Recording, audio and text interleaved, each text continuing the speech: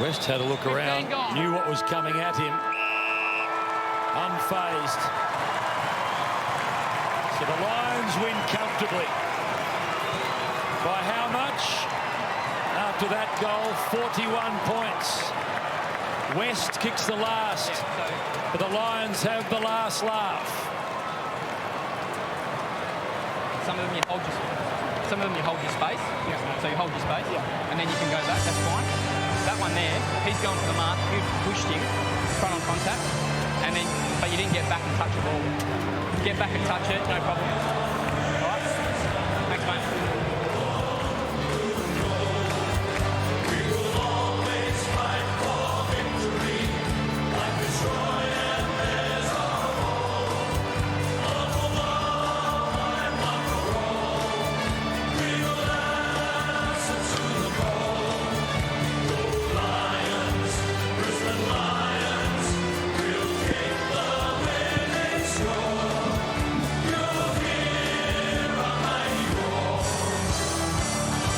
Brisbane bounce back for a big win. The Lions return to the winners list to protect their position inside the top four. It was the Bulldogs controlling territory in the opening term. They led by 6 points at the first change before Brisbane took control.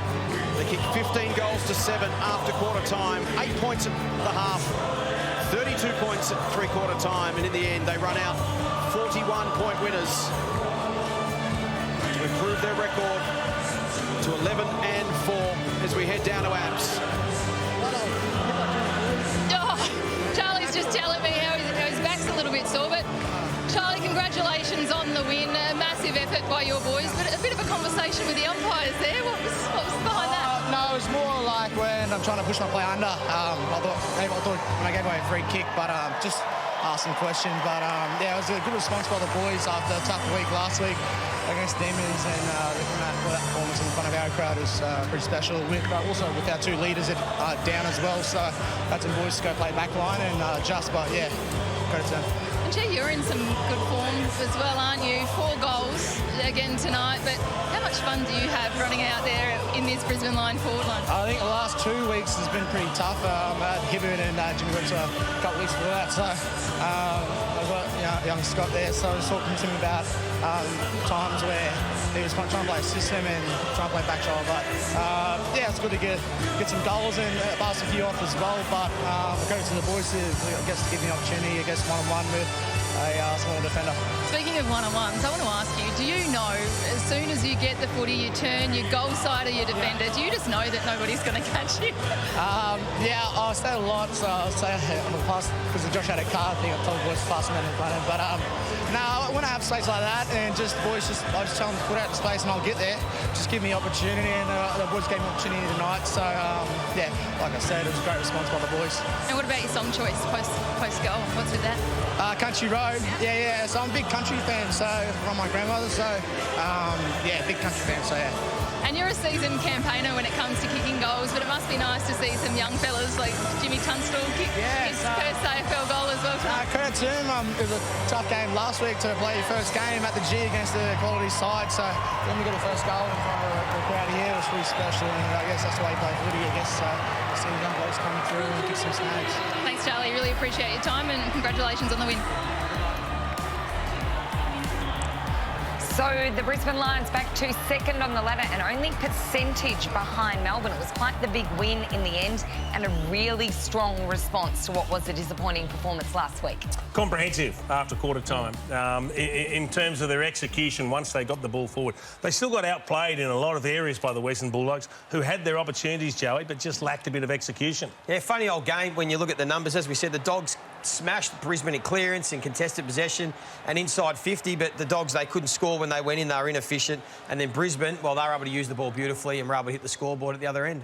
I think the gap in the game, you've got to qualify the contested possession battle. So inside the clearance, Dogs plus 13. That's where they get you. Flick the ball around, take the game from inside to out. Yep. And if you get out, then they can score. Outside of clearance, so in general play and field position, Brisbane plus 4. So the game on the outside was owned by Brisbane.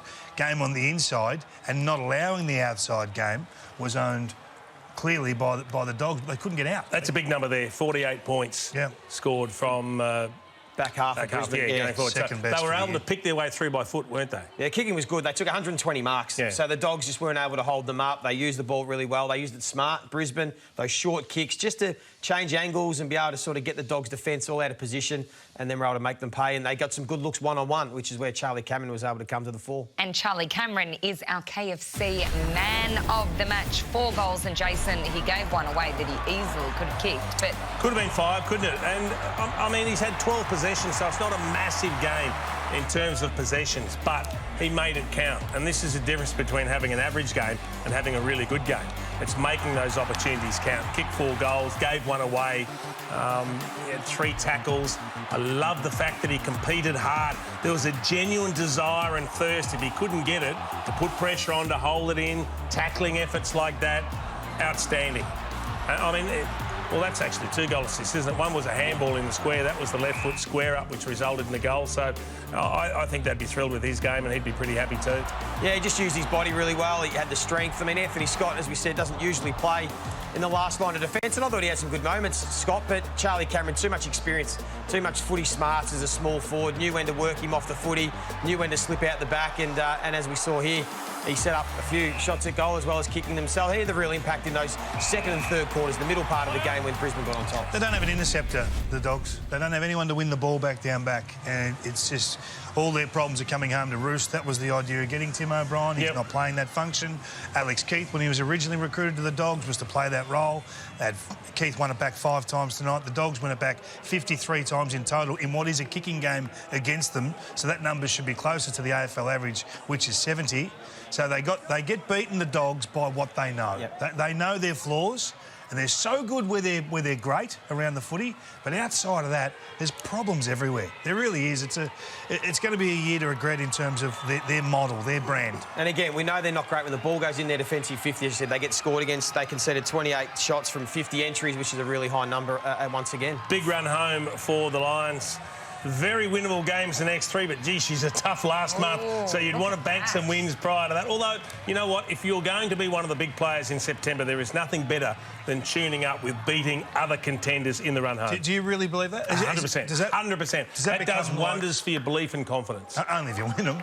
Well, it does. But, I mean, that last month, if you won 3 of those and dropped 1, I reckon that'd be the perfect preparation going in. What does wonders for their belief and confidence is finishing top 2 and getting home finals again, because they're 7-0 at home this year. We spoke about it pre-game. They grow a leg when they're back at the Gabba, so they should be eyeing off a top 2 spot right now from the run they've got in the next month. And round 23 against Melbourne, the psychological edge it would give them if they could win that. I mean, the flip side obviously is different again, but it is a huge run home. You have to talk about the injuries. I mean, Zorko and Rich being out for, it looks like bad hamstring to Zorko. Could be 4 or 5 weeks, Joe. I mean, that's going to give him a limited prep running into a finals. He's had a checkered year with injury already, not getting any younger. Neither is Daniel Rich. No. And they need both those. You would think both those players have to be fit and making big contributions if Brisbane's going to win the flag.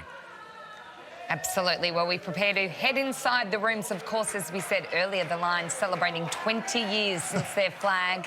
Our very own Alistair Lynch involved in the celebrations. It's the worst Powerade bath I've ever seen. It's smashing, isn't it? It hasn't stopped.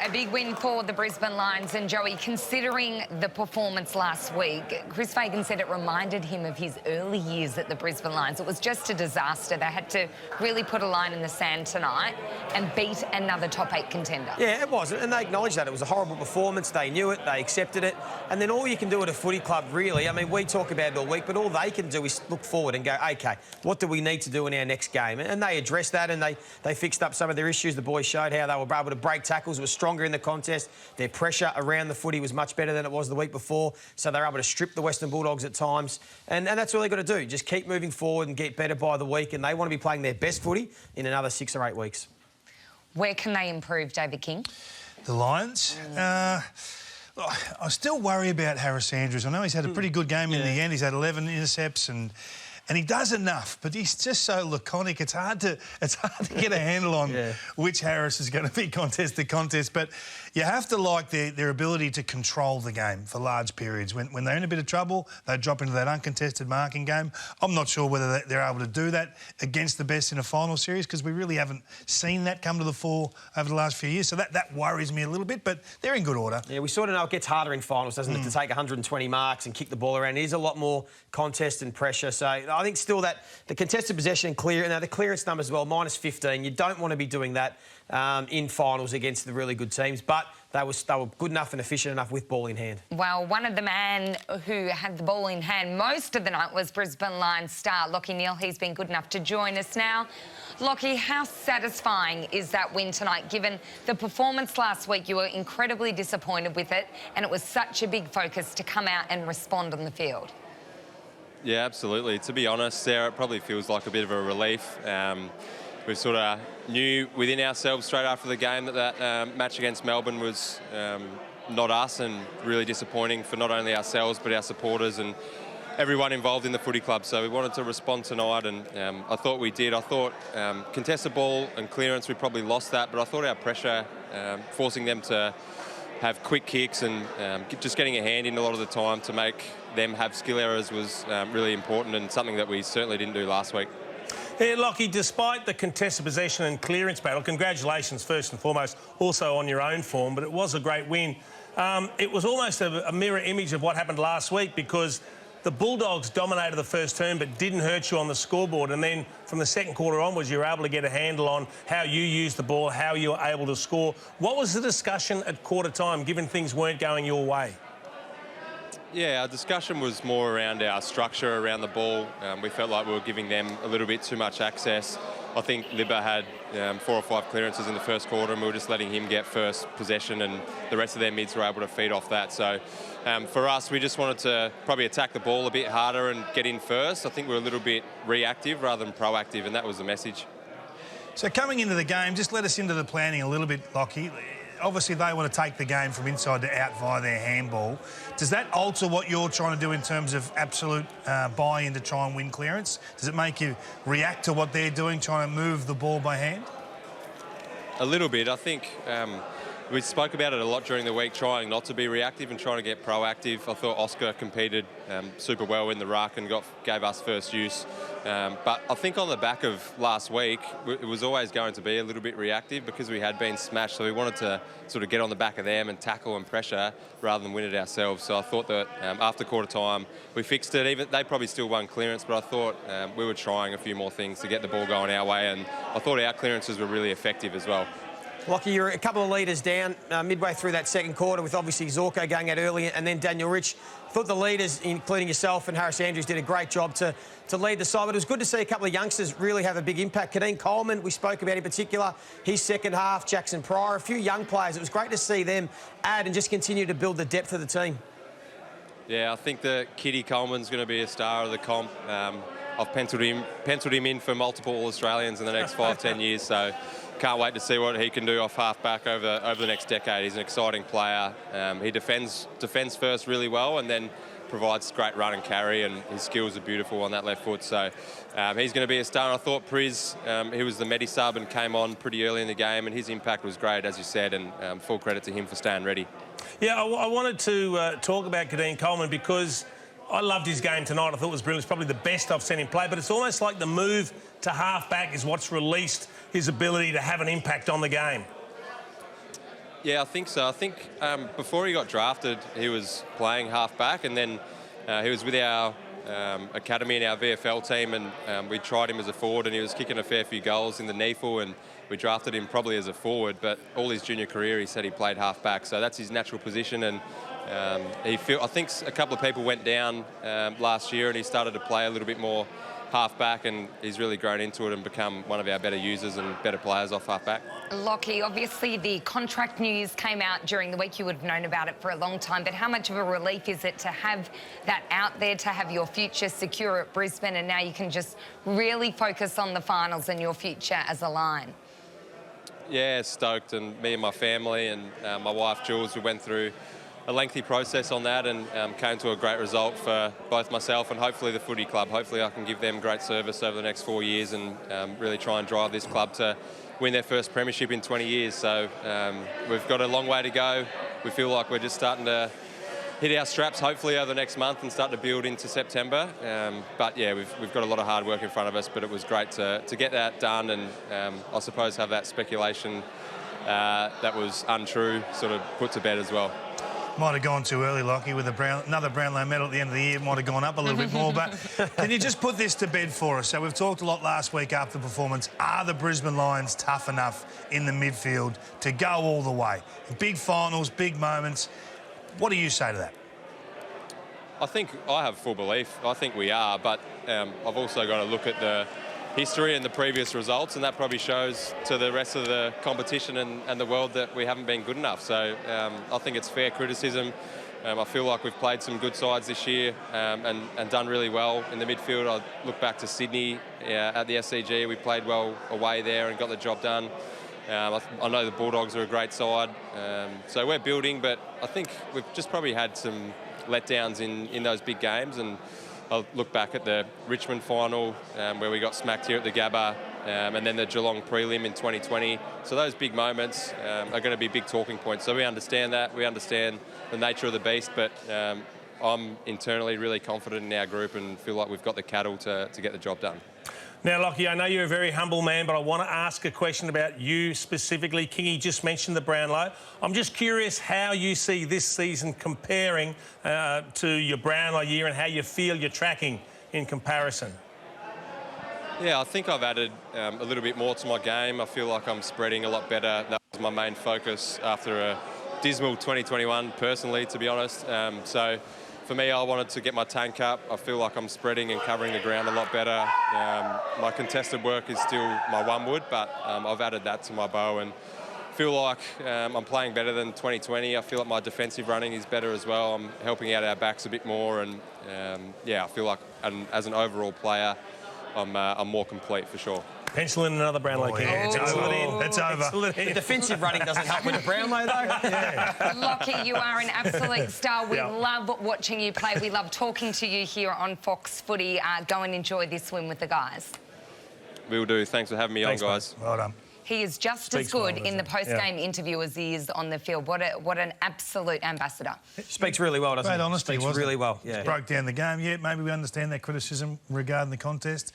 They know for them the challenge is going to be finals. That's where everyone's going to talk about them. They'll be in finals. They'll probably finish top 4. It's going to be what they do again in September that's going to be the talking point. And he backed up the chief, saying that Kadeen Coleman is... multiple All-Australian. That was a big call, wasn't it? I love it. I didn't realise. I think Jason fell in love tonight. I did thought tonight. He was fantastic. I wasted in here. No, he was outstanding tonight. He said finished with 24 possessions, 10 marks, 5 inside 50s, a couple of big tackles. But I didn't realise, and it was only after we spoke to Lockie Neal, that they'd been playing him forward, but he was originally a half-back. That's where he's played all his junior footy. He looks so comfortable now that we're seeing him back at half-back, because we know that playing that small or mid-forward position can be a graveyard at times. He went back for the last 6 games of last year, and I just think he's grown in confidence, Chase.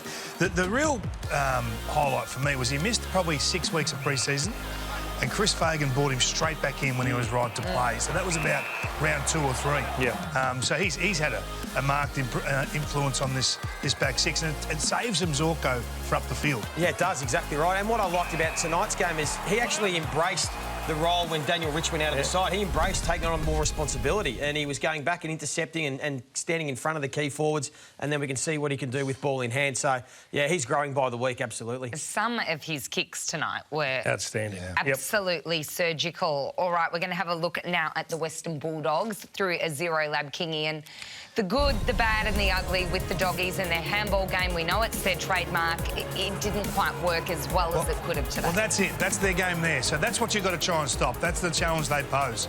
Get the game to the outside and then they flow. And they can score quite heavily from that. But as Lockie Neal just said a moment ago, it's not all about necessarily winning clearance. So the pressure on. Frontal pressure caused the quick kick. You've got Harris Andrews as the +1 behind the ball. Intercept mark. Now you're playing Brisbane's game. So you've turned what is a strength for the Dogs in terms of winning the ball, winning clearance and winning contest to this post-clearance game where they then own the ball. The 120 marks kicks in, work the ball down the ground, make the Dogs defend. They're very high there, the Dogs back 6 or 8 players, and they picked them apart on the way back, and that's why they were so efficient going inside 50. And that's why their pressure was so important in those second and third quarters, because we showed in the first quarter if the Dogs don't get that pressure, they can handball and chain and take away the loose player and score. But the pressure invites them to force the quick kick or to strip them, as Lockie Neal spoke about. That's what they went to work on, and that's how they're able to get them. So Dogs still get their hand on the footy, they always will, but that's why the pressure is so crucial. So the Dogs have dropped out of the 8 by virtue of their percentage, but also Richmond, they play the West Coast Eagles. You would think that they'll win that, so then they'll find themselves a game behind the Tigers if that result goes the way we expect. What do you make of the Dogs' year, Jace? I mean, this is a team that was in the grand final last year, won the flag only, what, half a dozen years ago now, 5 seasons ago now. What would it mean if they missed the 8? That'd be disappointing, because I think after a slow start, they've actually got their game up and running a bit. I think they're starting to build a bit of momentum. It didn't happen for them tonight. You look at that run home. Again, I don't think there are any easy run homes for any of the teams as we approach the finals. But, you know, I think they're going to back themselves to win enough of those games to get into the 8, because we have seen at times when they get it going, it's very hard to stop. And if they, again, we keep talking about taking your opportunities. If they had have made the first quarter domination count, this could have been a very different game. If they were 3, 4, 5 goals up at quarter time, that's a different scoreboard pressure to deal with. They're going to need to win 5 of those 7 games to make finals now. That's a tough ask. All right, well, you're going to head back to the gather now, because we've been lucky enough to be joined by Dane Zorko, the Brisbane Lions skipper. Dane, first question, how are you doing? What happened and what is the prognosis? Yeah, going well, thank you, Sarah. Yeah, it was a bit of an awkward incident. Obviously something you don't really train for, diving and trying to take a slips catch, but I just sort of overreached a little bit and didn't really feel it go, but it was certainly you know, a little bit of pain where I had the previous injury. Obviously got it assessed by our physio staff, and we thought the risk was probably a little bit too much to take, especially going back out there. So we called it early in hope that it won't be too long and we'll be able to get back out there next Sunday. So it was more a precautionary measure. I mean, it was so early in the game. Yeah, exactly right. They felt as though our physio staff and medical staff probably felt as though if I went back out there, we'd be putting a longer portion of the season at risk, and we certainly didn't want to take that. So we decided to go the really cautious route, which I think, in hindsight, worked out really well. The boys had a fantastic victory. But yeah, I think it was probably a smart decision in the end. You're already thinking about next week, though, Dane. Surely if you're going to go down the cautious path, you couldn't be playing next week, because you are as critical to this team if they're going to go all the way in September. You've got to be up and running. You can't afford any more interruptions in your program.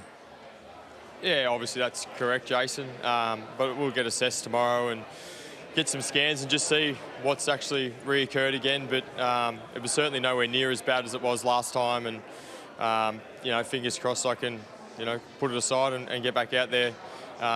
Maybe not as quick as possible, but certainly to set ourselves up for the back end of the year. Dane, give us your review of the game. You've watched it closely from the bench. You've been a leader of this football club for a long time. What did you see and what did you love about the performance? I thought it was really gutsy, Kingy, the resilience the boys showed.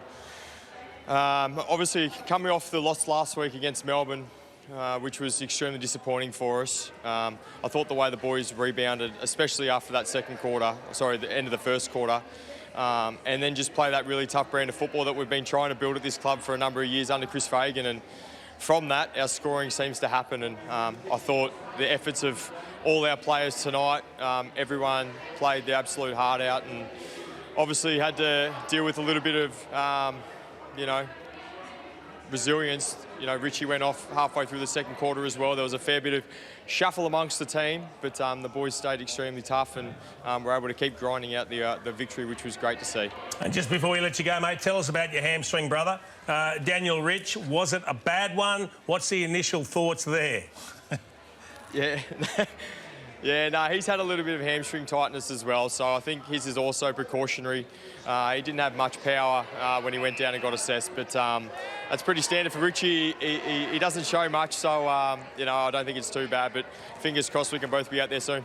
Dane, good on you for jumping on the microphone and setting the record straight. I know Brisbane Lions fans at home will be hanging on, hearing what you've just told us on Fox Footy right now, so we really do appreciate you jumping on and letting the fans know exactly how you're doing.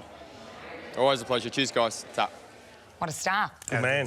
And that was good news for both him and Daniel Rich. So they're not necessarily bad tears. It's as precautionary as anything. I mean, if you get tightness in there, it's a sign that something could go badly if you continue to push. So maybe it might only be a week or two. That's right. We'll see them both back in action. See with the way that he was doing the testing when he went off, that it was one of those ones where you do think about as a player, I probably could go back on and have those conversations, as opposed to when you know you've torn the hamstring. So done the right thing. They got the win, and hopefully he can be back out there pretty soon. Let's head into the newsroom where Ralphie is standing by. Ralphie, how good when the players themselves come on Fox Footy and let us know exactly what is going on. The Lions will be sweating on this, so they need to get this decision right about when to return these two players. Absolutely spectacular access to get it straight from the horse's mouth. And I still think that this is a team that's in the top four. They need to absolutely consider what's going to get us right for that first final in about 10 weeks' time. And so when you consider that Dane Zorko injury there, he thinks that potentially he could play next week. And yet, you know, you would think they should take care of business against Essendon at the Gabba. As he said, a slips catch there that certainly put him at risk. It didn't seem like a really volcanic injury, though. It didn't seem like an injury that's a mechanism that's not going to come up in another part of the field. And so that's going to be the issue for the Brisbane Football Club. He's 33 after all. Even if you gave him a 2 or 3 week conditioning phase and said, we just need to get you absolutely up to speed, that would be a smart decision. Rich limped off with what the club says is only tightness, and you heard it, of course, from Zorks as well. But look, having seen Zorko's issues again, you'd want to give him a couple of weeks there. Surely they are a good enough club to be able to play with Kadeen Coleman, as we saw of half-back, without their stars, 33 and 32 years old, respectively. Now, at the Bulldogs, Tim English and Ed Richards should be available against Sydney next week off their concussion issues. There was some speculation on social media about Adam Treloar might have pulled up tight with a hamstring. I've checked in with the club, came off with 4 minutes to go as part of his standard rotations there. Absolutely no issues with him. Caleb Daniel, though, is likely to miss 3 to 4 weeks. That is a developing story. The club had put him in for surgery with an arthroscope off a little knee issue, a cartilage issue, and the club has said now he's probably likely to miss a month. As we told you in the pre-match, the Dogs now in the box seat to secure Rory Lobb. That is for next season, but it certainly would be a feather in their cap to be able to secure him. Now, Kingy, you're not going to be thrilled about this, but Eric Hickwood can accept a $1,500 fine, a $1,000 fine with a guilty plea for that umpire issue there. Careless umpire contact is what he's going to get charged with. So, look, it's a trifle, as you say, compared with the reward of a goal at such a critical time in that contest. But, look, careless umpire contact involves pushing an opponent into an umpire or their direct path. It's straight from the MRO guidelines. And so as much as you'd like to say, look, can Michael Christian give him a heavier fine or whatever you'd like, look, it's just so that the crime so exactly fits the definition. And so, unfortunately, $1,000 at a critical time, I don't think it sits well with anyone, but that's what he'll get. It's a bargain. It's a bargain. I know you're fist pumping about it because you're right. A fine's probably, I don't know where I sit with this. We're trying to protect the umpires. We're trying to look after them in every facet of the game. And then it's a $1,000 fine for pushing a player directly into a field umpire. I've got no problem if you sit there and say, we start with a minimum of a week and then we load it up compared to how bad the contact is. Because if you're trying to outlaw a particular act, you've got to punish it properly. We need to alter that straight away, don't we? I mean, let's... OK, he gets the luxury of this one, but that needs to be changed immediately. Well, I think anything that you're trying to outlaw in the game, fines should not be applicable in any way, shape or form. It starts with a week and then loads up according to how badly you've transgressed. We don't see it very often, but if we were to see it in a final or, as you say, just protecting and caring for the umpires. So got to look after them. An interesting one indeed. All right, let's check in with Sportsbet.